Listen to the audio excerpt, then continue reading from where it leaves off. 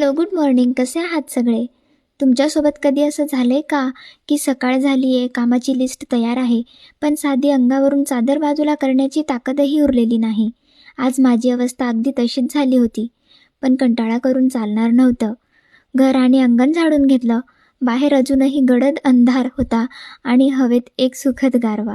मग थोडासा उजेड झाल्यावर रूममध्ये येऊन रूममधली सगळी कामं आवरून घेतली. ब्लँकेट्स वगैरे घडी करून घेतले. रूमला झाडू मारून घेतला आणि फ्रेश झाले. फ्रेश होऊन थोडासा स्किन केअर करून घेतला. मला स्किन केअर करायला खूप जास्त आवडतं आणि मी ते रोज आवडीने करते. आज तशी दुपारची कामं लवकर झाली होती, म्हणून आज शेंगा फोडून घेतलेल्या. दुपारून छान झोप घेतली आणि मशीनवर खूप जास्त धूळ बसलेली होती, म्हणून म्हटलं ते पुसून घ्यावं. आणि जवळपास 1 वर्ष होत आहे मी हे मशीन घेतलेलं आहे, पण परफेक्ट असं अजून मी याच्यावर काहीच शिवलेलं नाही. मला टाईमच ॲडजस्ट होत नाही आणि कधी टाईम राहिलाच तर मला एवढा जास्त कंटाळा येतो आणि झोप लागायला लागते.